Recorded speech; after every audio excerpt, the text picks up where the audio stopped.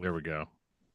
There we go. How are we going, folks? Welcome back to the Nightmare Cabin. And I've got a very special guest with me today. I'm going to be talking to Daniel from DFT Dungeon. How's it going, man? It's going good, man. I'm just enjoying my afternoon today, and I'm glad I get to sit down and actually talk with somebody that's not my kids or the neighbors today. Well, I'm hoping I can, your kids have probably got more insightful, mature things to talk about than me. But, but yeah, hopefully I can keep you entertained. But yeah, I stumbled across your channel a few months ago and just wanted to reach out and yeah, luckily you got back to me, and yeah, I got into Christian metal in the last year or two, and Okay. I'll tell you a bit about my background. Yeah, I came to faith around 2020, late 2021, 2022, and I was confirmed a year ago, just this previous weekend, and yeah, I asked myself, are there actually any decent Christian metal bands? I've heard of that Striper band, and they're a little bit sickly sweet, but Yeah. I'll give them a go. And then yeah, so I started looking into it, and oh, hold on a minute, I was listening to a bunch of them years ago without even realizing it. Norma Jean, I didn't realize they were uh, Christians. I didn't. Demon Hunter, I heard of them, but never actually listened to them. Yeah. And yeah, all of a sudden, I discovered Vengeance Rising and Deliverance, and I was looking on Boone's Overstock and Soundmass.com, and then I got in touch. I came across Scott Walters, and he's regularly on the show now. And and then I come across your page when I think it was Living Sacrifice was the first one I watched. Oh, Uh, yeah. Okay. then I think no, the first one that popped up on my timeline was the Mortification one, which would have made sense because I just did a two-part Mortification retrospective, Hmm. and yeah, kind of went from there really, and I've been watching your videos ever since. And yeah, I think your channel as well kind of goes into the more of the heavier stuff, like death metal, hardcore, so on and so forth. But it was also bands like Under Oath as well. Yeah. I saw Under Oath back in the day, and it kind of it bridged the gap between the very beginnings of the bands I was exposed to where I am now, and your channel just filled the gaps in nicely, and you give really concise, in-depth reviews and analysis of the bands, the history. They're really well edited. I don't do any editing at all. Um, but you just provide really great introductions to bands. Like this is where you start. This is what you need to know. Bang, bang, bang. Now off you go. And Right. Yeah. yeah, your top 10 death metal one as well. That was I got a shopping list with that one. There was bands I've never even heard of, and some Oh, of that yeah. stuff's really hard to get hold of as well. So It yeah. is. Some of this stuff is so expensive now. I mean, it was expensive then. When I heard a lot of those bands for the first time, so you and I are kind of opposites. I grew up Christian, and there was a period of time where that was the only kind of music that I was allowed to listen to. Was Christian music, and of course, when you're finding stuff like death metal, Yeah. you could try to convince your mom. I can't. I think it was Kingdom Core. Somebody posted on Instagram the other day. I They was going showed to a ask you picture about of the Kingdom Core, actually. Yeah. mortification. Yeah. So they posted a mortification. Try to explain to your parents in 1992 that this was a Christian band. And that, I mean, that in a lot of ways was kind of my childhood, was like trying to really push the line, right? So I went through a period of time where I started off with Christian metal. A lot of my introduction to like death metal and thrash and black metal and stuff like that was all Christian bands. Which so confirmed poser, let me like right off the start. And it wasn't until later on in life that I kind of ended up moving away from faith for a while, and I went more into like I started getting really into the secular stuff. Because it didn't take long for me to be like, okay, well, this band, I hear Cannibal Corpse for the first time. Well, if I hadn't liked Mortification, I would have never liked Cannibal Corpse. I would have never liked Yeah. Morbid Angel. I never liked Obituary. That kind of stuff. So I made the connections, and then I was kind of away from faith for a long time, and I even got to the point where I would like kind of downplay like my association, with Christian music, because whereas I do tend to focus on the bands that were really good, there are a lot that are not. Mm. But I will say that I think that the ratio of good to bad bands is actually probably about the same as it is in just your standard metal music. But there's more mainstream or more secular stuff out there than there is Christian stuff, so it makes it seem very disproportionate when really I think it's probably about the same. But yeah, Yeah. I got back into faith probably about 2 or 3 years ago when I started talking. And that's whenever, because I had done a metal podcast for like 5 years, called Discography Discussion, and I we talked about a lot of the Christian bands I grew up with on that too. But it was mainly a secular show, and whenever I quit that show and started this one, I kind of took a bigger swing back into the Christian stuff as I sort of started getting back into faith. You know, Oh, good for you. Glad to hear it. So it's it is a fine line that you find yourself in, doesn't it? Because it's well, I remember at the beginning, I was just looking at my collection, just going, "Oh my, like this, half of this is but sure, then you can get a bit, you can get a bit too sort of autistic with it, and then you get other people speaking in your ear, and I mean, I had one person telling me that the Beatles were satanic, and it was like, well, if I can't listen to the Beatles, and it's all going. Like, I just won't yeah, listen to music anymore. Like you got to draw a line somewhere. And no, you have to use your own faculties and your own, what you can. mm-hmm, And it's funny as well because you'll have like a Christian band, but then you'll have a band like Megadeth, who Dave Mustaine is a Christian, or someone like Alice Cooper, and they're not they're Christians, but they're not right, necessarily a Christian band. And then you read some of these articles, and what one of the worst things I did as well was joined like Facebook groups, and yeah, everyone oh, puts a dude, band. Is this a Christian band? Is this a Christian band? Is this? And I just went, mate. I just commented once. You don't need this group's permission to listen to this band. Like, listen to right. the lyrics yourself, and if you're enjoying it as Christian music, all well and good. If not, don't. Like, you don't. And everyone's arguing with each other. And then I read an article once about. I'm throwing a load of stuff at you here. Sorry, Well, you're good. but the greatest Christian metal or Christian rock or Christian hip hop and country and la la la. And then it suddenly hit me. Let's see if I got it here. Where would because they're not real because of this and because of that. And then there's an album here. I thought, I wonder how this would match up today in the Christian charts. You know, Yeah, yeah, here's a guy that wasn't an angel. He never professed to be one, but he kept his faith and he declared it proudly. And off his own back was playing concerts in prisons. yeah, And yeah, the set list, he starts off with rock and roll country songs, but then goes into sort of gospel hymns at the end. yeah. And I even at the beginning, like he opens with Folsom Prison Blues, and he says, when I was just a baby, my mother told me, son, always be a good boy, don't ever play with guns. And I shot a Hmm. man in Reno just to watch him die. And someone in the crowd goes, yeah. Yeah, And yeah, yeah. the atmosphere is electric, but yeah, and I was just thinking, what am I worrying about? So I think a lot of people. I did a video on this about yeah, how frustrating it is to be a Christian music fan, because at the end of the day, especially for me, it is definitely more about the music than it is anything else.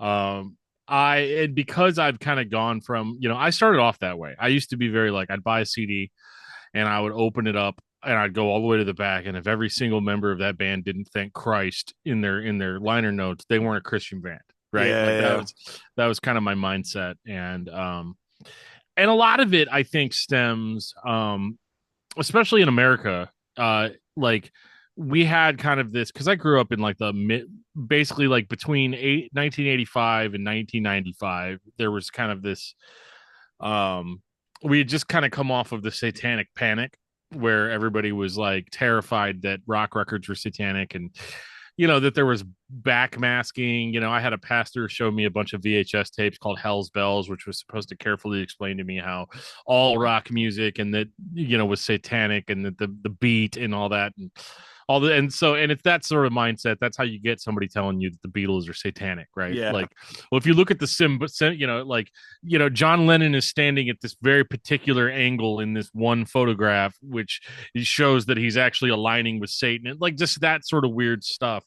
Yeah, um it's just like if you, I mean, as I think it was Pastor Bob said on one of his videos, you'll find a demon under every bush if you go looking. yep, It's absolutely.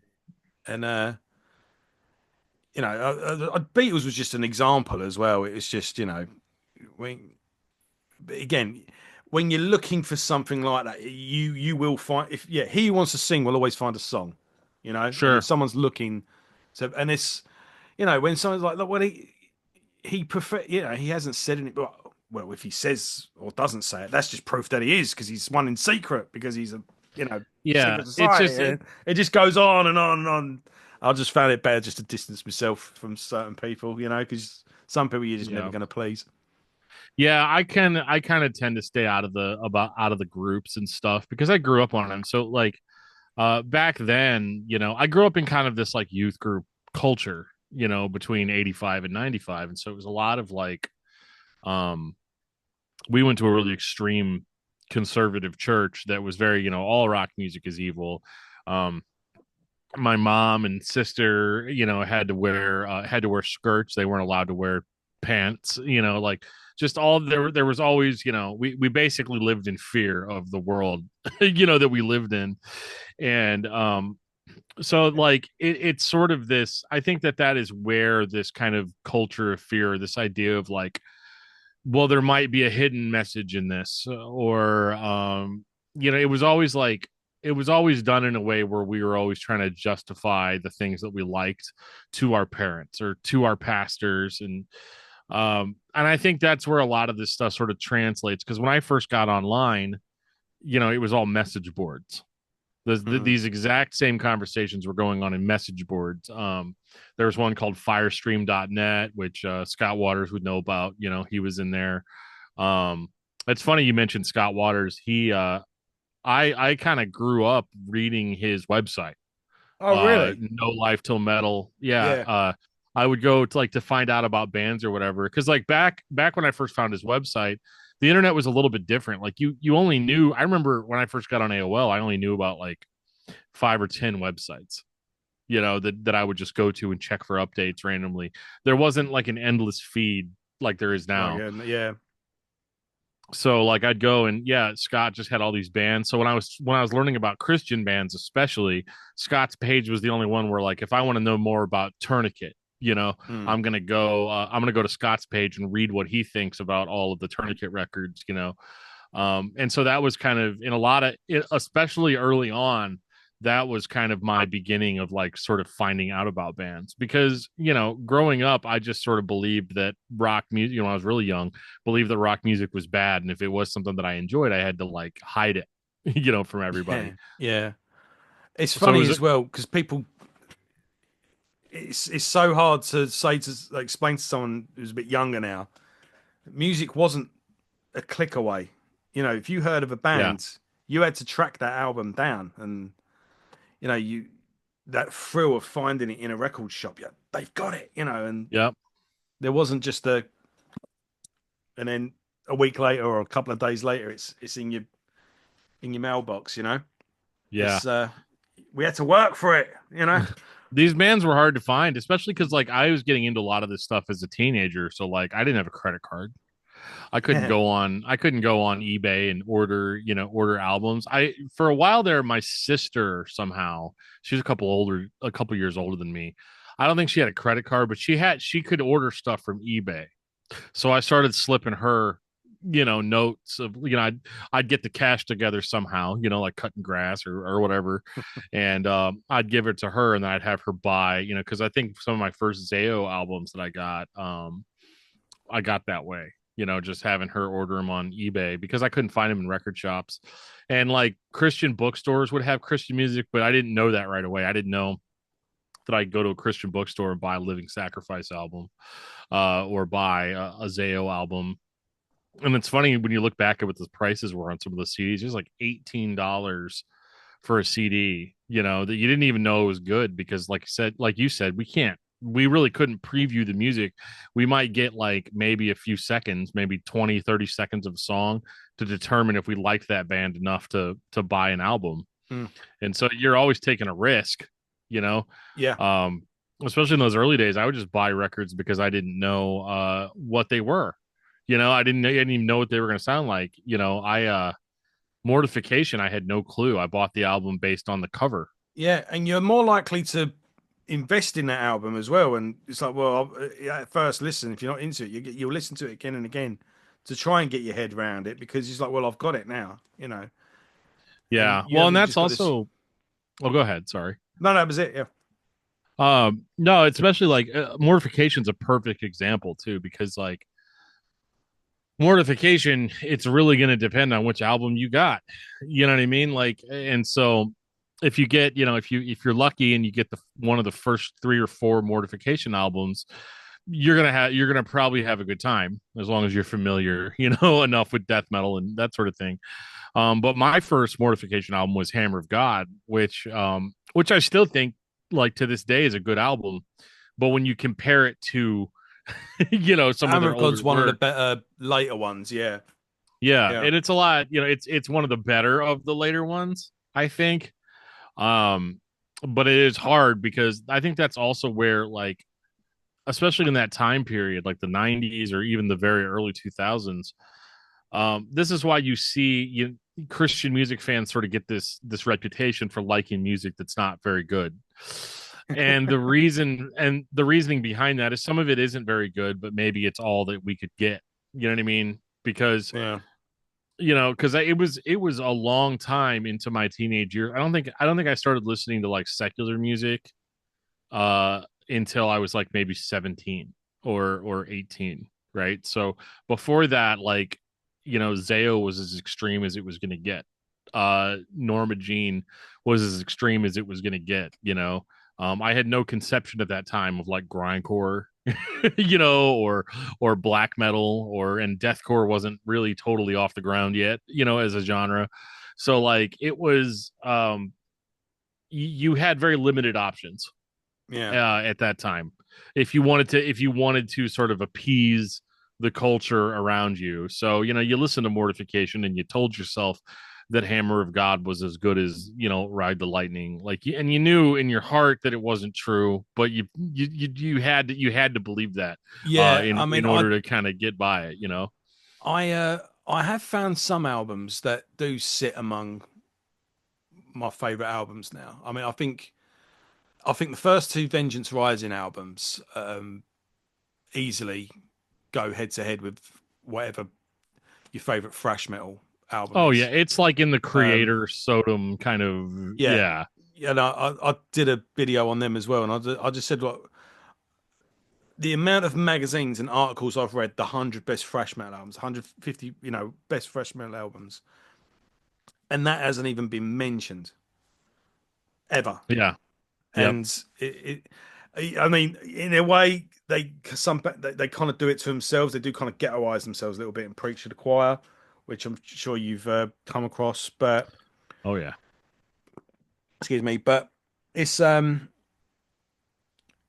the journalists are the journalists. It's their job to find. It was their job to find these bands and bring them to the audiences.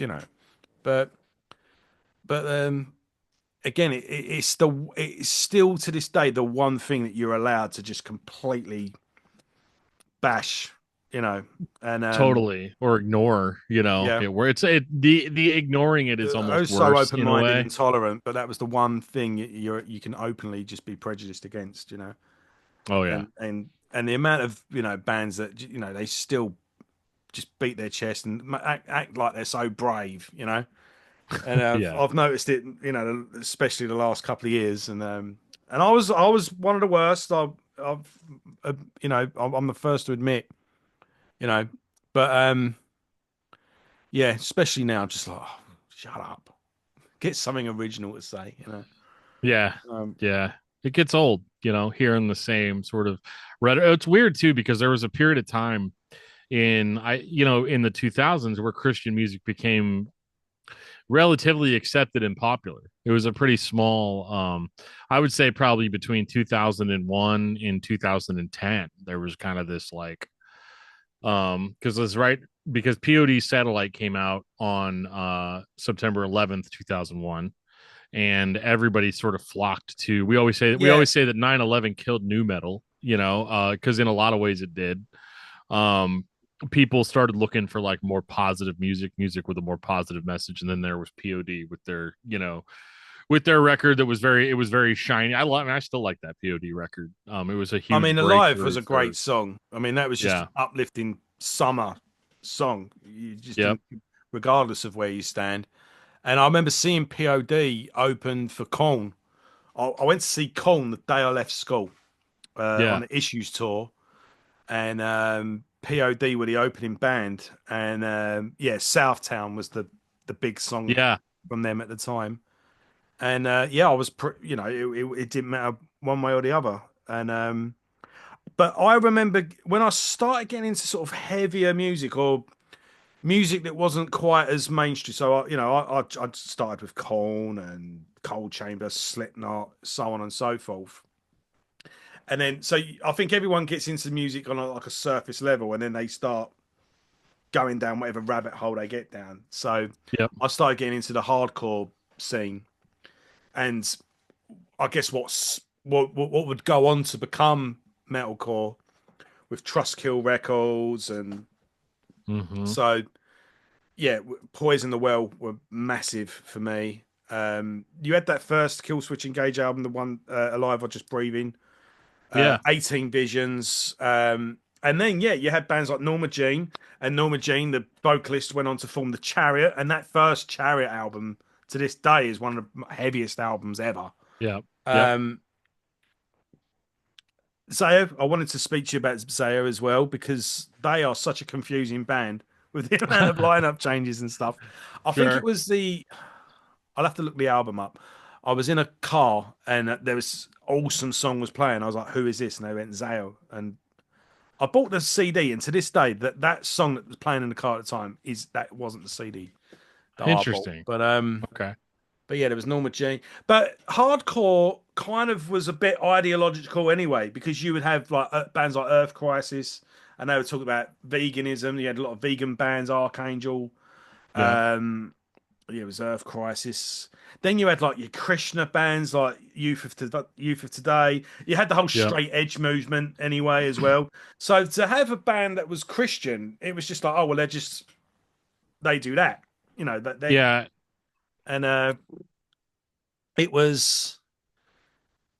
I always find that quite funny though, because I was like at the time wanting to form my own band, and I found it hard enough where I live just to find other people that liked metal or punk or hardcore, let alone right. So Totally. you're a good drummer and you're a good guitarist, and we can gel musically, but you're also a vegan and you're also a. How did All you right. find Yeah. five people that not only you had the same beliefs, but also wanted to make the same music? And yeah, Yeah. I found it hard enough to find people, on the same musical wavelength as me, let alone Sure. preaching about whatever.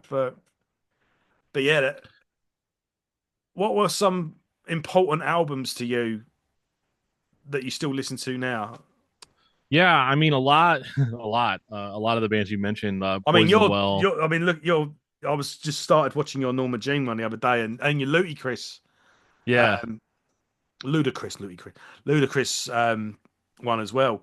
I had that album on a burnt CD. To this day, I've never been able to find like an actual CD copy of that Of album. Throwing Myself. Yeah, Yeah. So I didn't say this in the video, or maybe I did, but I actually sold that CD about a year or two ago. I needed money, and some of those older solid state tooth and nail CDs that I had were fetching a pretty good price at that time, and yeah, because that nobody really talks about this, but CDs are actually really starting to become sort of coveted again. You know, people are starting to want CDs. A lot of people got rid of their collections, started collecting vinyl. I collected vinyl for years, and I started realizing pretty early on that it was kind of it was a rich man's hobby, and I was not a rich man, especially with the kind Yeah, of records that I was the into. Because vinyl like, bug wore off pretty quick for me as well. I did it for about a yeah, year, and I found it to same. be too much I effort. was like a year, 2 years. It's funny because every now and again, because the production takes so long just to get the record in your hands. Number one, so like every now and again, I still get vinyl records in the mail that I pre-ordered 3 years ago Mm. or 2 years ago. You With the know, lockdowns as well, would have affected that as well. yeah, totally. Uh, So, one of the most I just happen to have this sitting here, but one of the most important CDs to me was this Project 86 self-titled, because Project 86, they were probably like, before I really got into Zayo, Project 86 was probably like my favorite band for the longest time, because they never achieved the same popularity as POD, but they sort of came up in the same scene, you know, the same mm. neighborhood. They did a huge tour in 1999 with Blindside and POD, called the Warriors Tour, and it's just like this like legendary, you know, like Christian hard rock, hardcore type of tour. So that record meant so much to me. This one, the self-titled Project 86, and their second album, Drawing Black Lines, which was probably their biggest success. And yeah, they are so good. But yeah, the other bands too that are really affected me a lot, were really, that I still listen to today. Hopes Fall. They were on Trustkill. I know Hopesville. I And didn't realize they were a Christian band, though. so it's funny because on my old podcast they used to call bands like Hopes Fall a Dan Terry special, because a lot of the bands that I like, that I grew up on, that started off as Christian bands, stopped being Christian bands at some point in their career, you Right. know. So like Zayo, for instance, Zayo's my favorite band of all time. And so with Zayo, like they started off as they like almost like a Earth Crisis, but instead of veganism, it was Christianity. You know what I Right. mean? They were very on fire. And then, you know, their vocalist changed. They changed to another on fire vocalist. And then but like by the time they got to 1997, and they had kind of basically the entire band quit except for the drummer, and they reformed with new members, a new singer, and that's the new singer. I say new singer. He was joined the band in 1998, but Yeah. Dan, their lead singer now, he, like when somebody says Zayo, the first thing I think of is Dan's voice, because he's got that throaty, you know, carcass sounding, just shredded vocal scream, and basically once Dan and Russ and Brett joined the band, they completely changed their sound. That's when they went from being like a hardcore band to being more of like what we would consider metalcore Yeah.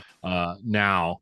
And that band kept up the Christianity angle, because that's who the band was. That's who their audience was.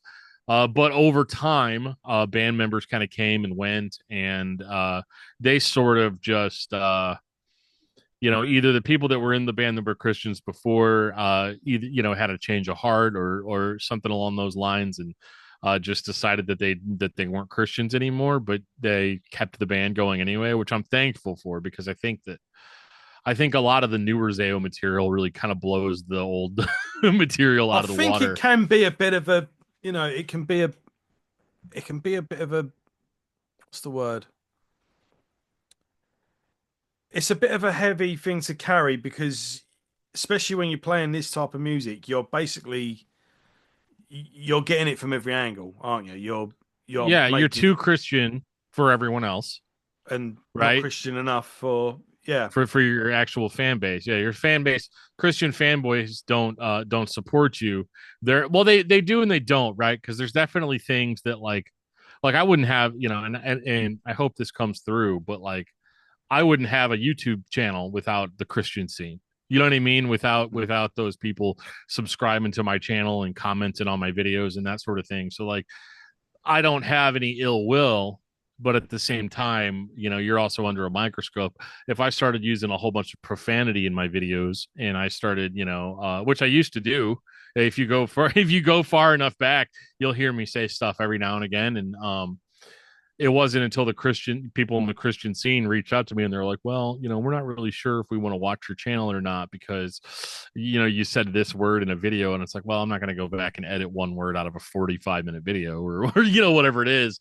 But because it's something that doesn't mean a whole lot to me personally. No. But that's the problem that you Yeah. run into is that, like, some Christians are okay with drinking. Some Christians are not okay with drinking. Some are okay with smoking. Some are not okay with smoking. Some of them are okay with profanity. Like I said in that video, the Christian music video, there's just too many different denominations of Christianity to where you're never going to please anybody. But for some reason, we Yeah. just have this giant bucket that just says Christian music on it, and it doesn't really go into the specifics. So we're always going to have fighting like that. We're Yeah. always going to have people disagreeing like that. That But was in the case of a band like Zayo, if you're out on the road, because like it's one thing for me to complain about it behind a camera on, if my channel stopped getting views tomorrow, it's not really going to affect anything. But when you're out on the road and your support depends on these types of people, I can see where the bitterness starts to creep in, mm, especially over multiple years. Like I can kind of see why people ended up feeling the way that they felt. yeah, yeah. And it's a shame as well because be it we're talking about the music you've seen or yourself, um, when anyone does turn away, it's never because of what's written in the Gospels or the Scriptures. It's because Usually of not. Yeah. no. It's and people will go full circle and come back, and they'll go. I'll just go. I went back to basics. Just went right. You know, let's start Yeah. reading again. Let's start studying again, and shut everything else out. I think Sure. that's the best way to be. I mean, that was one of the first things that when I was like, well, who's right? You've got Catholic, Protestant. That's the big one. You got Yeah. Methodists. you know, and you go, Yeah, well, it starts getting way too. yeah, It's just like metal subgenres. That's why. yeah. That's why I even said, like, I was like, Christian metalheads are And it's actually the the most Judean elitist. people's front, the people's front of Judea. It's Yeah. and Yeah. Tell me the difference between technical brutal death metal and brutal technical death metal, right? yeah, Like, yeah, um, and there is a difference, and you're supposed to know. And it's wild. Um, but yeah, so like a lot of those bands, Zayo was a big example. Hope's Fall, I think, was a Christian band on like maybe their first album, mm, which was called A Frail. This was before they signed to Trustkill, because by the time they were on Trustkill, I think they were just like a regular mainstream hardcore band, like really great band. Blood Has Been Shed. I love Blood Has Been Shed just because of how technical they I were. don't think I ever got one of their albums, but I do remember their one song on a. There was two songs on different compilations, and I Hmm. remember that.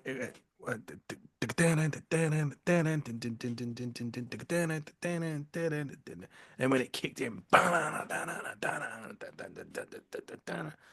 it's like, and then there's like a drumming. Like, he goes, Yeah, so where do we go from here? I will rise. yeah, But yeah, I remember the song, but yeah. No, they never. were they were great. They were. Did you ever get that Hellfest DVD as well? Where it was like a indoor Yes. festival with Hmm. Converge. I think closed it, and the Poison the Well was on there. 18 Visions, Hopesful were on Yeah. that. Was that So the same? Was that the same Hellfest DVD that the Norma Jean, the really bad Norma Jean performance was on? it might be. I was watching that. I put a clip from that in my That was one of the the first things I chariot ever videos. bought, Yeah. like via the internet. I was just like, right, I filled this form out. I pressed submit. Right, okay. Now what? and, Right. then it shows up, right? Yeah, but then a week or two, I was like, I think I just signed my bank account over to some foreign company, and I'm, Yeah. Now we don't care. We're like, yeah, that's fine. Press yeah, two they, buttons, buy it yeah, now. I'm getting bad about that on eBay. Like I just got done betting on a bidding on a pair. It wasn't bidding. I sent an offer. So this guy was selling a Paramecium album called within the ancient forest. And do you know who Paramecium is? No, I wrote a couple of band names down that I was going to ask you about, but no, go for it. Sure. Yeah. Yeah, so Paramecium was they're a death doom, a Christian death doom band from Australia. Oh, I think And I've they're heard of these. yeah, they're mortification adjacent in that Yeah, their the drummer Jason first album, Sherlock. it kind of looks like a Bible. It's got Uh like the a f- actually I actually happen to have it right here. Their first album. So yes, yeah, I've this heard of is that. Yep, I've yeah, heard that. Yep. Exhumed to the Earth. It's some of the best, like heaviest death doom metal you've ever heard. Yeah. And I like it more than stuff like My Dying Bride, even like I don't know. It's hard to explain, or even Paradise Lost. Like I think it's like easily on the same level. But they're a band they don't get talked about. But their second album, Within the Ancient Forest, is like it's the death doom, but they've mixed in a whole bunch of like medieval elements to it. So you've got like harpsichords and just all this really cool instrumentation, like a mixture of like the death vocals, but then like operatic female vocals. Really cool band. You've heard of Um, Brutal Planet, haven't you? They put out the gold disc editions of albums. yeah. Hmm. They've done them They two have, albums. yes. Yep. So I actually just ordered the cassette on eBay as well, but I wanted the CD. I wanted the original You pressing wanted the of the original CD one? because, well, I used to have it. And again, so the story of my life is I used to have this really cool thing, and then I sold it because I needed money. Back and forth, back and forth, and so like You I'm collecting always music trying to. long enough, you're always going to go through that. Yeah, Yep. we've all Yeah, been all the there. time. Yeah. Yep. I didn't want to get rid of it, but I found a guy wanted it. Of course, now it's $50. I think I sold it for like 15. But now it's $50 because it's 2025. And so I put an offer on it I was like, I'll give you 40 for it, you know. And he accepted right away. And then the money just bam came out of my account right away. And I Yeah, was like, that's the thing oh, with I'm glad I the didn't yeah. have cold feet about that. I mean, I'm happy that it's on its way to me now, but like it was just I also ordered the cassette that I think that the Brutal Planet, I think they did the cassette release of that within the Ancient Forest as well. Yeah. But anyway, the point is that like I've gotten so free and loose with just ordering stuff. That's why I've got like at least four different versions of Scrolls of the Megaloth. Just because like records that were that monumental for me are it's hard to say no when they're putting a new version of it out, Yeah, you know? I've got a couple of different editions of different albums. Especially when there's extras like bonus tracks or liner Oh yeah. notes and yeah, Demo versions of songs. I'm yeah. obsessed with alternate versions of songs that I know Mm. really well.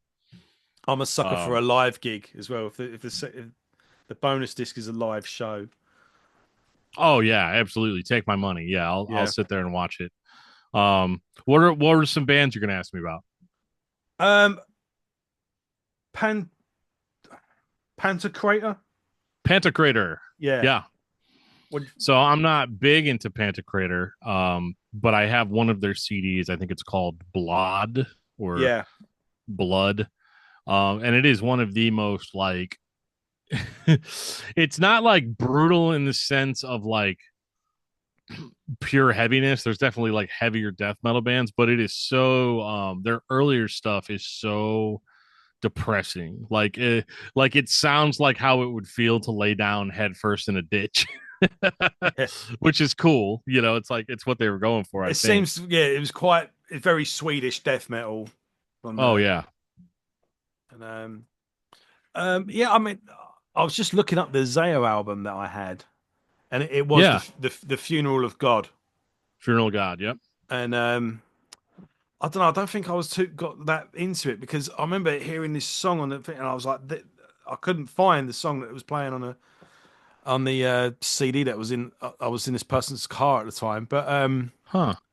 but I have heard from. I went, oh yeah, I've got Funeral of God, and it wasn't quite. And they said, yeah, that probably wasn't the best album to start with. And For where they've them, got no, such an it's not. expanded, when you see some bands and you hear the band's good, but then you see they've got such a big catalog, and being a collector, you're like, oh, I don't know if I can commit. I've got, Yeah, I've got to start again, get totally. everything, but That's how I felt when I got into Iron Maiden. I was like, oh yeah, God, I'm never gonna get all this. Oh, the amount of arguments I've had over that band. Oh, Yeah, one song. You've got one song. You got the whole back catalogue, and you're arguing with me over one song. that's But so yeah. Funeral of God is not a good one to start with Zayo.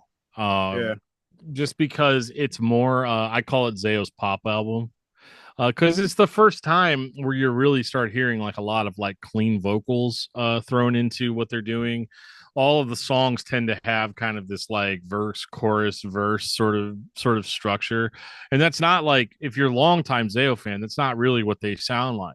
They came back, they basically had completely broken up before Funeral of God, and then through this crazy series of events, they end up reforming as a band a couple of years later, and they end up signing with Ferret Records, and they write this big concept called Funeral of God, which is like around the idea of like if God decided that he was fed up with humanity and walked away tomorrow, that's what the theme of that album is, right? yeah, And so it's a cool concept. There's a lot of really cool like imagery associated with the artwork and the way it all is.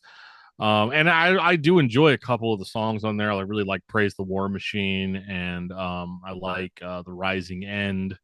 There's some cool stuff on there, but there's also a lot of like clean vocals, which is stuff that Zayo didn't really do before. Their stuff was a lot more like metalcore, like old school metalcore, which is just sort of mixing metal riffs with like more hardcore tempos. You know what I yeah, mean? Like and then you've got Dan's like absolutely terrifying like death metal voice, going over all of it. Um and Funeral of God, I feel like it was kind of more of like a how do we make the band more popular? Like there was kind of a push to get Zayo more well known than they were, because even at that time they were considered like a classic band, like a classic metalcore band, like very innovative in the scene. yeah. And Funeral, There was definitely a wave at that point as well, wasn't there? yep, yep, because like they were, because now it's like, well, we need you to sound like Killswitch Engage and Demon Hunter, and and they didn't sound like those bands, and they weren't necessarily trying, but they definitely did kind of go for a more palatable, I'll say, sort of sound on Funeral of God. But then if you listen to their record right after that, The Fear Is What Keeps Us Here, I mean, it sounds like a Pig Destroyer record in comparison. Like, I mean, it's lo-fi. It's produced by Steve Albini. Like, it's very, very corrosive. I guess is the only word that I can use to describe it. It's one of my favorite Zayo albums, just Yeah, because I'm it's gonna have to. so unhinged. I'm gonna have to reinvestigate Zao. Yeah, and Well, and stick around watching my channel. I'll tell you all yeah, about them. Eventually, I'll get to yeah. every record. That was what I was gonna Yeah. suggest. Yeah, Yep. Demon Hunter are definitely one of the bands that I've really got into. I mean, I think if push comes to shove, they're probably my favorite in terms of Christian metal. And Yeah.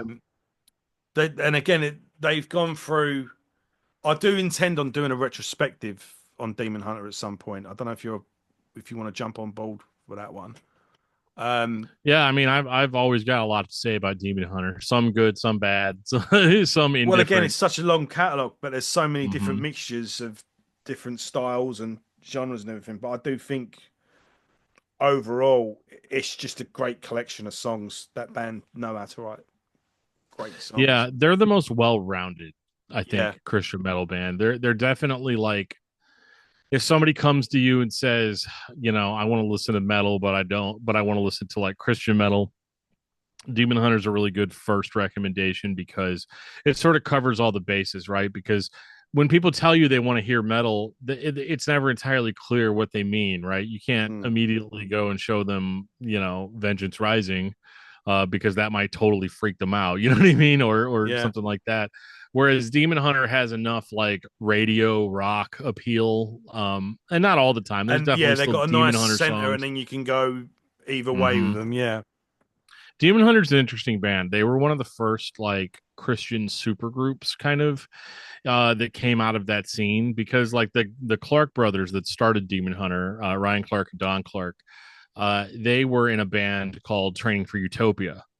before Demon Hunter, and that band was more of like a probably a botched comparison, but like they were more like a Dillinger Escape Plan, Dead Guy, almost kind of like a All right. mathcore Yeah. type of band, very chaotic, very unhinged. Their second record, Throwing a Wrench in the American Music Machine, is one of the just strangest records I've ever listened to in my life. And when you're listening to it, you're like, I find it really hard to believe that these guys went on to form Demon Hunter, because their older music, while awesome, is so unpalatable to a mainstream audience. But whenever they formed Demon Hunter, they wanted to sort of fill this gap that existed in the Christian music scene at the time. And I was kind of around during like these were some of my formative years, so like I know exactly what they're talking about. Where like if you were sort of like if you're coming down off of Korn and Slipknot and like bands like Machine Head and stuff like that's and like even stuff like Fear Factory or whatever. Christian music for a long time was like you either listen to stuff that sounded like Skillet, or a Thousand Foot Crutch. And if you wanted to go harder than that, you had to go as far as like Living Sacrifice or Mm. Mortification. There wasn't a band that could like meet in the middle.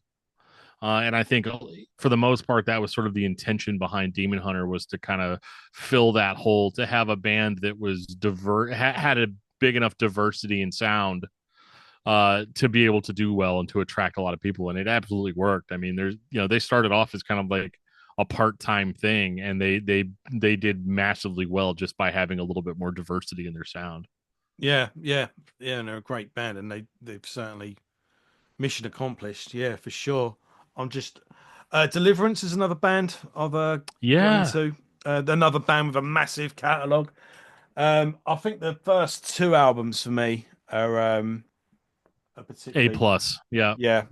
yeah. Um, Deliverance and Weapons are so good. I wish Um, all that it's all this middle bit here. I wish it was here because then I could just. Um, I'm jealous of your shelving. Your shelving's a lot cooler than mine. Mine's like all my stuff. oh, I'm always like when I'm editing my videos, I'm looking at my music stuff and I'm like, oh, I should alphabetize that, or I should clean it up and make it look better. But now I'm not a deathcore fan, generally speaking. I always found mm-hmm. when deathcore was becoming a thing, I um I get it. You wanted the death metal technicality of the death metal, but you wanted to Sure, have like the show of a hard. You wanted to be a death metal band with a hardcore show. I get it. right, yep, And you wanted the bouncier rhythms and sort of catchiness of Hatebreed, but you wanted the, you know, and they wanted to mix the two together. But I always felt it never did mix together. They kind of cancelled each other out. It was like two opposing magnets. It never quite. And the odd exception here and there, I was like, yeah, you kind of pulled it off, but I'm still not into it. But I do make the exception for Impending Doom. They yeah, and they kind of evolved into something different as they've gone on. But that's another band I've discovered recently, Impending Doom. They're yeah. Those guys are cool. They have I was actually in a like little two-man project called Zombie Devourment with a buddy of mine so long ago, and it sucks, and nobody's ever going to hear it because you can't find it anywhere. But we were on a Christian grindcore compilation, awesome. and one of the bands that was on that compilation was Impending Doom. It was one of the that's my claim to fame. I was on a compilation that nobody can find with Impending Doom. But anyway, like it's funny how they started out, because they were straight up kind of like that MySpace core, kind of like Job for a Cowboy, They seem to, when they first yeah. started. Yeah. It doesn't seem to be a problem with them touring with other like secular bands, and it doesn't seem No. to affect them much. They don't seem to get any grief or, you know. Well, their first record, Nailed Dead Risen. I mean, I used to use that just to scare the hell out of people. Like I Mm, would, if I've got to drive my boss to the airport or something, you know what I mean? yeah, I'm gonna pop in Nailed Dead Risen just because it's so scary. Like, but yeah, they started off like really, really, really extreme. almost more grind than anything. Mm. And then as they went on, they've turned into like a very almost like Demon Hunter in the sense of like they've just become very well rounded. They've sort of figured out what works with deathcore, and what doesn't. Yeah. And yeah, no, they're definitely probably it's funny if you ever go to a festival and you see them and Demon Hunter, they've got this weird bromance, the two bands. you know always referencing each other and yelling stuff about each other on stage and stuff. Like they're very very good friends, very much in the pocket Oh, with each other. I'll reach it. Let's go for it. I think this is probably one of the best bands to come out in recent years. Is can you even see it? Holy Name. Oh, Holy Name, yeah. So Yeah. that's so the Holy Name is also kind of like a super group in Yeah. that Superb album though. yeah, Tom from Sleeping Giant sings. And Sleeping Giant was one of the they were part of kind of this like almost what I call the second wave of Christian hardcore bands. Mm. Because they came out very, very evangelical, very, in your face. And so it's interesting hearing kind of his how he started off like way more hardcore, and then you get to the point where you've got Holy Name, where it's almost like he's finally found a way to make hardcore music like into worship music, Yeah. I've which is got a couple unique. of Sleeping Giant albums because they were reissued on some label. I said like the free sites I tend to go through. So I got a couple just to see what they were. Hmm. But I wanted to get again some of their earlier albums, and I'd have to sell a kidney basically. Um, Yeah, it's crazy how much that stuff costs, though. Like but it's not even that; it's the postage as well. You well, say, the oh, postage is insane. Yeah, yeah. yeah. So Yeah, unless you're ordering it from across the street or something, it's not gonna, yeah, yeah, um it's everywhere as well. But trying to think of some other good. I mean, you got I'll tell you a band you might a British band, Witch Hazel. Have you ever heard of them? Witch Hazel I've heard of, but I don't think I've ever listened to. If you like seventies rock, if you like Thin Lizzy, uh, Uriah Heep, what's the other band? Wishbone Ash, Okay. So early kind of Iron that like Maiden. Yeah, yeah, it's kind of very new wave of British heavy metal, kind of folky in places as well, and yeah. they've got this sort of medieval aesthetic as well, like this sort of King It's Arthur. that like kind of it's kind of like that nerd metal like that you had before metal went like hair, because there was a time period where like that's what heavy metal was, like what you're Yeah. describing. That's what it was. And then you had hair metal kind of come out of that, and Mm. that was where they just took it and tried to make it mainstream. Whereas the real metalheads, they're the ones that are playing Dungeons and Dragons and reading Yeah. Tolkien and all that stuff. So that's a lot of, yeah, that stuff is a lot of fun. I just typically I try to stick to more like brutal stuff. Not for any real reason. I don't know what it is. Like there was a time where I really branched out in my music, but it seems like lately, even on my channel, I talk about so much metalcore. Um, but I spend most of my time, like actual listening time, typically listening to stuff like Obituary, just like a lot of like I've really gotten into cassettes lately. And so I recently got Cause of Death and World Demise by Obituary on cassette. And I took I don't my know, just the way they sound coming out of my system, it just sounds like unreal. Like it's not that I think that the cassettes sound good; they sound objectively worse, than my CD copies. But there's just something about it, listening to it on cassette and having to sit down and listen to the whole album and have no skips, or anything like that. It's been a very kind of transformative experience for me. I they're a just like, phenomenal band. They're just awesome. And even their new albums are great, and they're yeah, so good live. They the just younger work. blood in the band, has helped a lot because their newer albums have actually been very good. Because the problem with Obituary is like you get halfway through their discography and you're like, okay, I like this, but I'm starting to get a little worn out. You start hearing riffs again, and you're Yeah, like, but um, they've been but on the a newer winning stuff, streak. Yeah, yes, they've been great. They have been great lately. Like the last 10 years, they've been incredible. I took my boy to see Obituary last year, and I'll be taking him again to see. They're touring the UK October, November. With Testament. Okay. There's Oh, that's all, Testament, dude. Testament Obituary. is Yeah. Testament's another one that's just like I love Testament. I got to That's probably one of my favorite interviews I got to interview Chuck Billy on my old podcast for like Oh, awesome! I 15 never. minutes. Yeah, I got to It interview was Eric, but yeah, not Chuck. I yeah, I met him at a signing thing, so I've shook all their hands and got it's so seen funny them signed and stuff. when I did that interview because we set it up with a publicist. It's for an old podcast I was on called Brutally Speaking, and we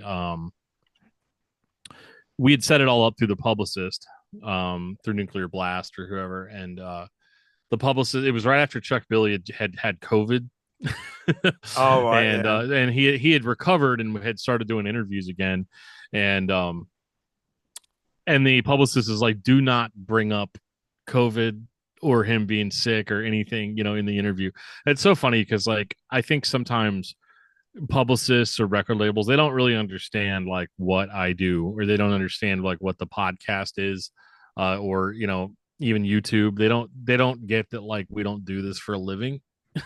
yeah. And so because what they didn't know is I was sitting there on a MacBook Air in my work's lunchroom, yeah, with a USB I've done microphone, that. Yeah, interviewing Chuck Billy from Testament. Like it's just like the weirdest thing in the world, right? Because like you look at who you're interviewing, and you're like, well, I feel like I've come much further in this than I than I yeah. used to be. Um, but none of it matters really. But like, yeah, I did that interview. But it's funny, as soon as he came on, he was so nice. And I didn't ask him about. I just asked him how he was doing, and he just went in into the whole thing about having COVID. And he was like, "Oh, it's so awful," and he's like literally started talking about what the publicist told me not to talk to him about, and but they didn't have a problem with it. They sent me the Titans of Creation album. They mailed that to me, I guess, after doing Awesome. the interview, Yeah. which I thought was super cool. But yeah, that's Chuck Billy. That was a cool interview. Max Cavalera, I got to interview him for like Yeah. 15 I minutes. interviewed him twice. We might as well get Yeah. into our backgrounds a little bit then before Yeah. Yeah. before we started doing YouTube. So you did a podcast, I did a podcast. Yeah. Um, yeah. So did you basically just get jaded and go? I'm just going to talk about what I want to talk about. It's because it's pretty much what happened Sort with me. of. Yeah. Sort of. I I mean, was. so my old podcast was called Discography Discussion. And we did exactly what it says on the tin, right? Like we would pick a band and discuss all their albums. Yeah. And it wasn't a Christian specific show. As a matter of fact, it was pretty much like the most secular thing that I've done probably ever. Where we would get trashed. We'd sit there and drink beers, until late in the night. So like the first episode, we picked Metallica and we talked about every Metallica album because that's easy, right? Hmm. Anybody can sit down and talk about every Metallica album. So we did that, and then the second one we did was Mortification, which was a little bit harder for my co-host, not for me. I went Yeah. in, I knew exactly. We ran that podcast until mid 20, so from 2017, January 2017 to July of 2022, and it was fairly successful. We did very well. We had a good Patreon. We had like a Discord server. We had a lot of people. A lot of people were listening, and we did interviews. We had all these opportunities. We got the Max Cavalera interview because, um, we had done a discography discussion on Sepultura, and somebody that knew Max let him hear it, and he liked it, which is always scary, right? When you're talking about bands, like you're never thinking about the fact that the actual person in the band will ever hear it. Yeah. But you start becoming aware of that over time because we were just awful. Sometimes if we hated a band or we didn't like certain albums by certain bands, we would just sort of tear in and just be all like, "Oh, this album sucks," and This I is don't know what what. these guys Yeah. were thinking? And and people love that. They love that about the show, especially because we were like intoxicated a lot of, at least I was Yeah. intoxicated through a lot of it. And so we would just say the most horrible things. Um, so in November of 2021, um, I didn't think of it at this time. I didn't think of it in these terms at the time, but looking back on it, it was really that God had kind of put on my heart to like get a little bit out of that lifestyle. Cause like I would come home and just drink. Like I did an interview with Brock from 36 Crazy Fists where I drank like 8% IPAs over the course of a 3 hour conversation. And the thing is that like I was completely articulate through the entire thing. Go back, I would go back and listen to the recording. I don't sound drunk, I don't sound anything. And that's actually more concerning, I think, than just being drunk, after a few beers. I had built up this insane tolerance. And like I was drunk, no doubt.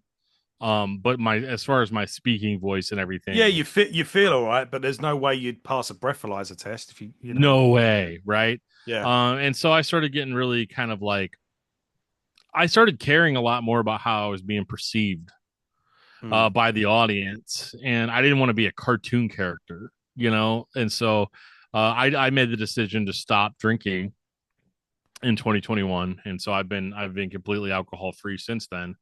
And it's been and like it was this is something I always like to make clear with people too, is that like this was just an issue that I had.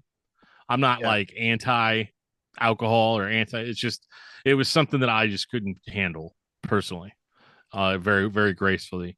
And once I got off of the alcohol, my perspective on the show kind of changed. I started being a little bit nicer. I started maybe not even being nicer is not the right word, but being more fair Hmm. when talking about bands and talking about their discography. And at that point, the dynamic of the show had changed so much to where me and the other co-host it just just not on the same page about a lot of things. And I think he wanted the show to continue on as it had been forever, and I just felt like I needed something different, so I left. And I started a new podcast called DFT's Dungeon, which which DFT is just a nickname that I've had for years. And it was given to me in youth group, so the F doesn't mean what people think it means. It's not anything terrible, but the thing is that like I just wanted to talk about music in a more sincere way. Yeah. So I did. I started that podcast in 2022, and nobody listened to it.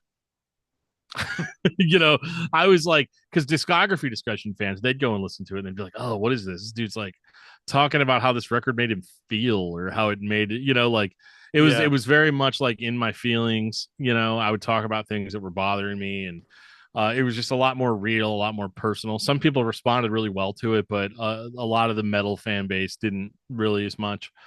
And it got to the point where like I did like 3 seasons of DFT's Dungeon audio podcast, and then my buddy Matt Nas, who he hosts a podcast called Roach Coach, which is a new metal podcast, on their website Gabber Media. They allowed me to post DFT's Dungeon on their website whenever I had first quit the other podcast. And my buddy Matt was like, well, we're on Gabber here, we're going to try pushing harder towards video content.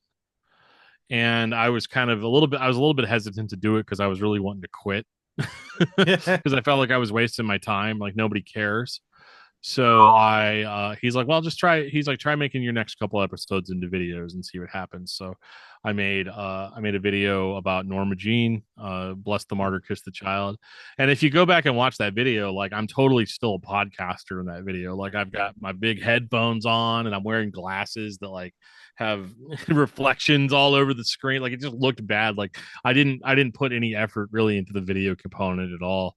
Um, but it was such a long episode. I had to sit down. It took me probably 15 or 20 hours of watching YouTube videos, tutorial videos, because I had no idea how to edit videos.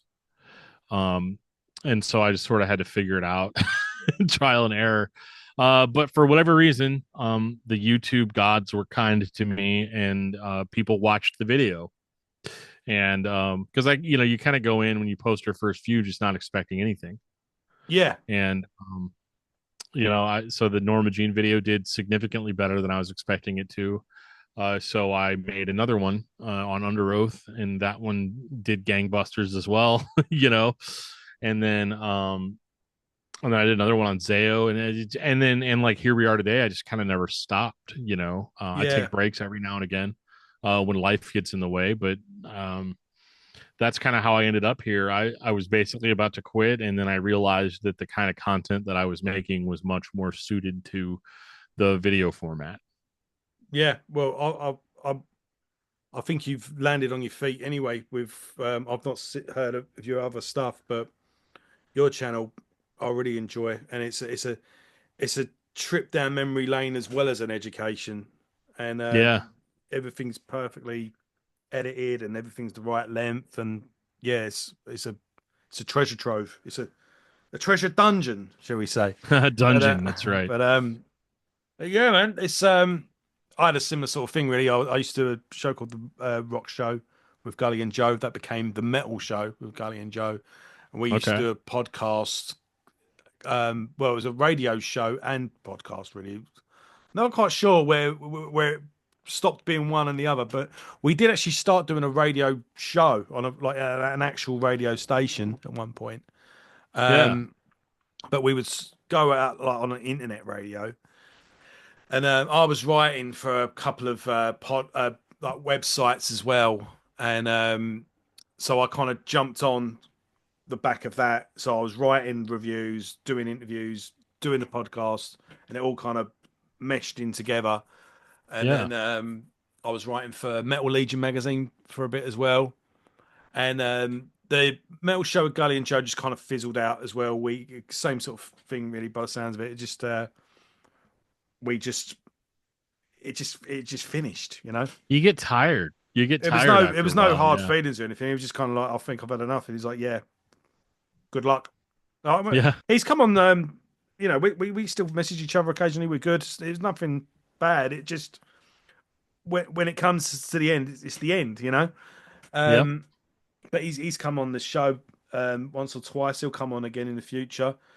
But I don't know. Just when I got this room and I was watching a lot of YouTube channels anyway, where people were showing off collections, and I Yeah. thought I could do that. And it kind of got to the point as well where it's just like I just want to talk about what I want to talk about, and I want to just listen to Obituary or Slayer or whatever I just feel like listening to, because I was always had this list of albums Yeah. to review. And as soon as that one was done, and that one was done, that one was done, and then I get another email, and then this album's coming in, and I've got another five added to the list, and it was just never, it was just, and none of that. And you'll probably know this: reviewing a really good album is great. Reviewing a Yep. bad album is okay. But 90% of the albums you get are bands no one's ever heard of, and they're probably about 7 or 8 out of 10. They're fine. Yeah, they're fine. And Yeah. you don't want to be an arsehole. You want to help. And Sure. kind of what we're all doing on YouTube and the thing is you want to show someone an album that they might have missed. So we're going to Right. do you're going to do an Iron Maiden video and a Metallica video, so people can gauge where you are. Because Yeah. if your favorite, yeah, let's say your favorite band's Metallica, so you find a new channel or your new thing, you go, well, I wonder what they think of Metallica, because if this guy's favorite album is Ride the Lightning, like my Ride the Lightning, and I quite like Yeah. Load secretly, and this guy's just offended Load, and all the little nuances. Mm. This album's underrated, or this thing, Yeah. if this person lines up with where you line up on a band, he's probably gonna recommend you stuff that you're gonna like as well. So Yep. your safe videos are what people can gauge you with, but really they want to discover stuff for you. And Yeah. so you want to push a band and help a band out, but when you got that back where it's just like, right, you're not doing anything wrong, but you're just not setting me on fire either. It's and you're trying to come up with the good stuff, but you kind of It's like this Yeah. is a good album, but the truth of the matter is, I probably won't buy it. You know, Yeah. And here's the other and after the the dark hundredth side. one, you're just like, oh, I'm done. Yeah, Yeah. The dark side of all that too is you're working for free. You're it's providing free promotion for a record label, or a band, or just a band, even independent band. But like the amount of, and this is going to sound really entitled, and I apologize. It just take it as a guy that's jaded, that's been doing this for almost 10 years now. Um, you do so much work for people for free, and they don't appreciate it. you know it's just like, oh, you've got a channel, great, well, we're friends, so I'm going to give you this, and I want you to, because it's hard, right? Because like we were talking about this a little bit off camera earlier, is that like, half the time when you reach out to people, they don't respond, or they do respond and then ghost you. Part of the reason behind that, I get messages every single day, hundreds of them, that I don't even check, you know hmm. and the reason is because it's always people that want something, they want something from me for nothing, Yeah, essentially. um and I guess like my perspective on that sort of thing has changed over the years, where I'm not in this to make money. I'm never going to make money, real money, doing YouTube or podcasts or any of that stuff. But I guess the way of it is, it's like I want to be in control, and if I'm going to be spending all this time and effort and working for free, I might as well be doing that for myself, for hmm. whatever and to talk about whatever it is I want to talk about. I used to be afraid to talk about Christian music, because I'd Hmm. be like, well, I'm never gonna get the credibility I need in the scene, right, or the music scene or whatever, to, if I talk about Christian bands. But then on the flip side too, it's going to be a rude awakening when somebody signs into DFT's Dungeon one day and I'm talking about The End Complete by Obituary, or I'm Yeah, talking about, there will be people that will click off the subscribe button. You know what I mean? They'll be like, "Oh, this is not what I thought it was." So it's something that like lately has been on me to like kind of make sure that I'm doing what I want to do because I enjoy the process of it, more so than doing it because I want there to be a bunch of views, or whatever. Like I made a video this week about copyright, and copyright great video. enforcement. Yeah, And most of my audience did not care. You know what I mean? And I don't expect them to care. But it was just something that I was frustrated about, because it is absolutely a travesty that, go to your favorite video game channel. They're allowed to not even show their face and show nothing but game footage for the entirety of the video, and yet we're over here trying to talk about a band. We can't play 2 seconds of audio without having to justify ourselves to an army of robots.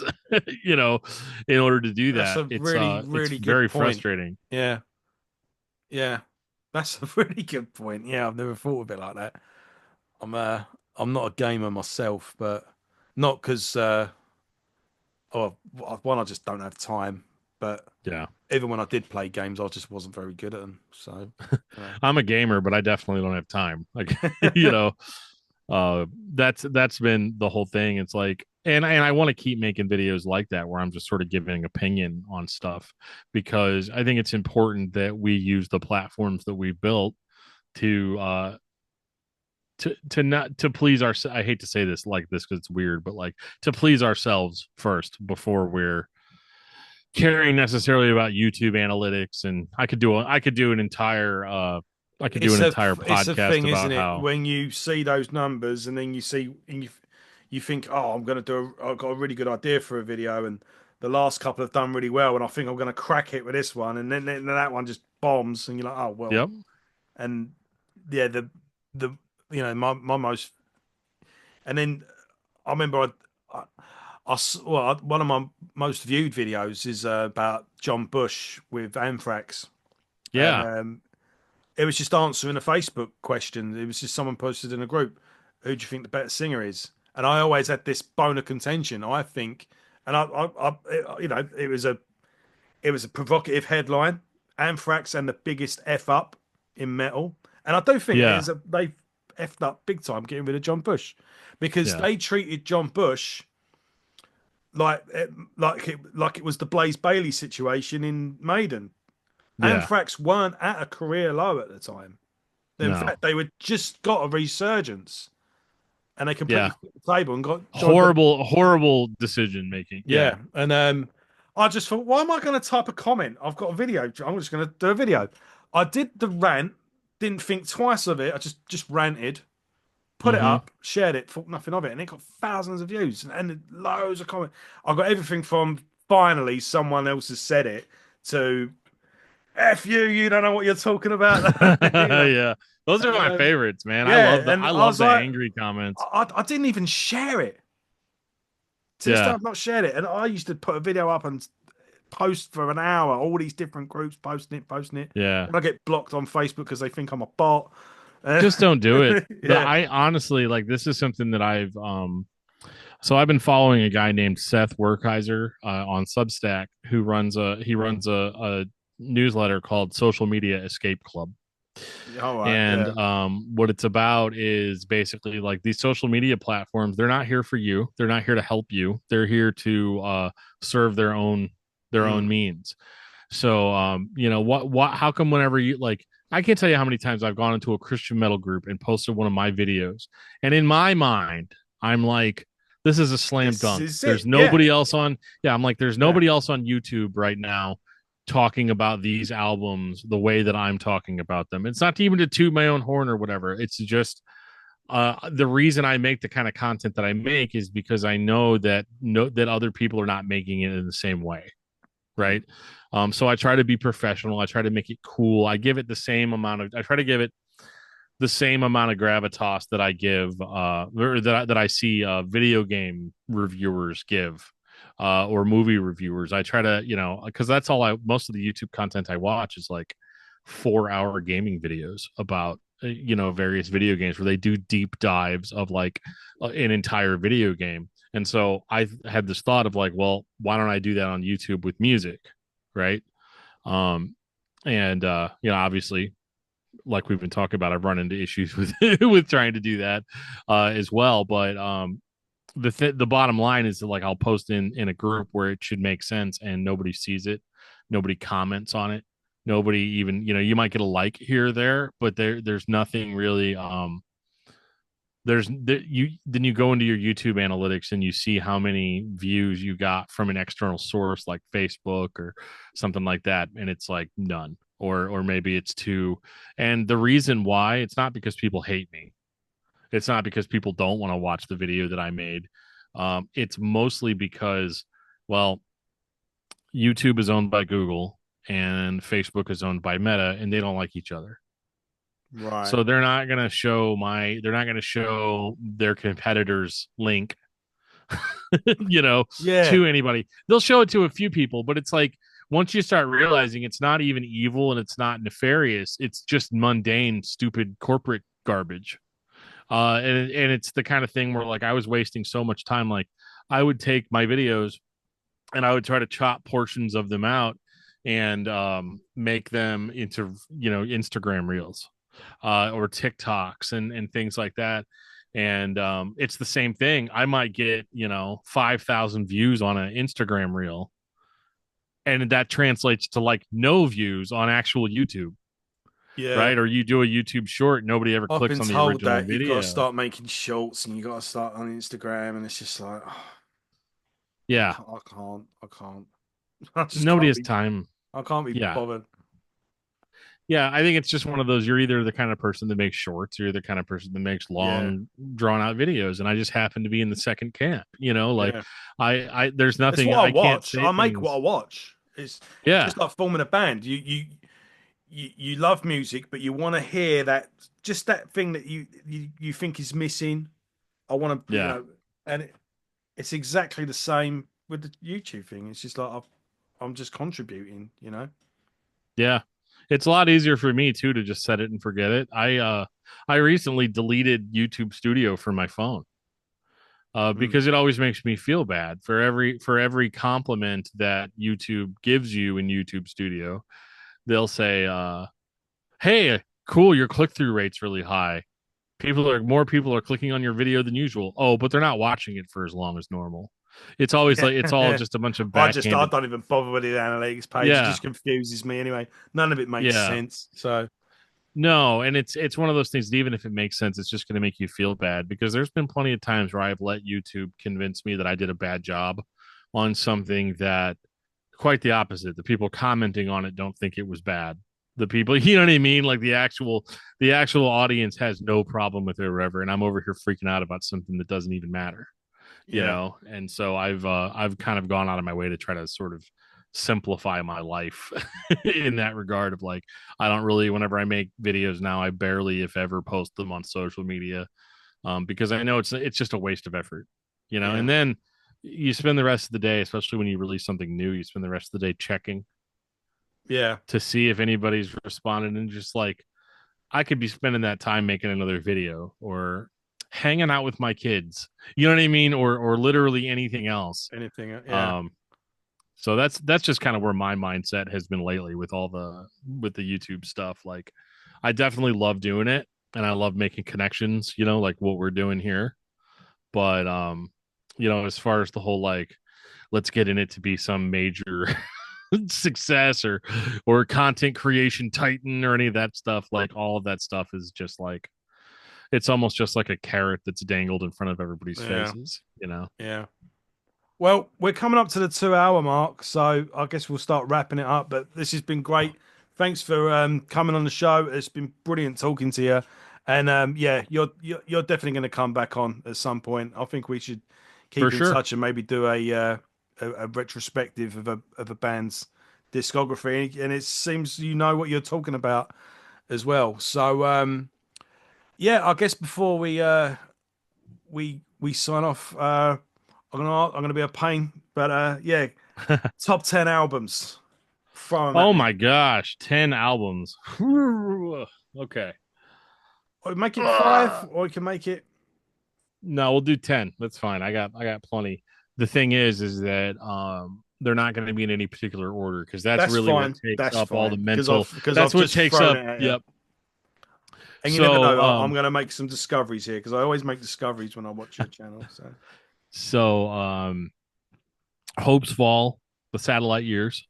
right, yeah, Um Incredible. Both versions of it. There's two versions of that record. There's the 2.0 where it's got a completely different mix and the vibe's actually a little different on the 2.0, but I still like whenever I eventually cover on the it's the one channel, with a I'm gonna flame, isn't it? it's the one with the Was it on no, Trustkill? it was on Trustkill, so it's Yeah. like spaceships almost. Right. um Okay. it's if I'm like looking around, I'm like, is it in eye shot? Can I just grab it? Probably not. That's probably every album I want to talk about in the moment's always on the Yeah, other it's always side, the others. Yeah. somewhere else. Yeah. But yeah, so Satellite Years by Hopes Fall. Another one would be probably Me Without You. Oh yeah, I Brother remember that. Sister. Yeah. Yep, that's a really important one to me. Norma Jean, Bless the Martyr, Kiss the Child. Get all the easy ones out of the way. Yeah. Zao, Liberate, Tex and Ferris, or Save Yourself from Hell. Um, I like that. I'm only going to put one Zao album on the list because the top 10 could just be Zao albums for Really. me. Yeah. Yeah. Mortification, Scrolls of the Megaloth, Yeah. um, Vengeance Rising, Human Sacrifice, um, Few Left Standing, Regeneration of Self. That's an incredible record. All right. I've not heard of them. Yeah. Cool. Yep. I actually got that one somewhere. Where's that? There we go. Yeah, I've got like huge stacks because I'm trying to put everything in Discogs right now. Was But yeah, that on that's your? Is that def? The cover does look slightly familiar, actually. I don't know if you've mentioned that in another. so this is more I'll make a note of metalcore. that one. But yeah.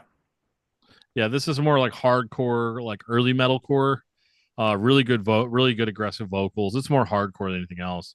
Yeah. It's produced by Bruce from Living Sacrifice. So it's really cool. Um, Paramecium, Exhumed of the Earth. I Yep. probably have surpassed 10 now, but Project 86, self-titled. Fantastic record. And There's so many other ones. I could probably do like a top 20, top, I think top we've reached 50. 10 anyway. So, Yeah, I think we hit 10. yeah, well, thanks again, man. This has been great. Yeah. And yeah, we'll keep in touch and we'll sort something out soon and keep on with it. And thank you for watching this. And yeah, check out DFT's Dungeon. It's a great channel. And yeah, we'll see you next time. Thanks for coming on, man. God bless. Yep. Thanks.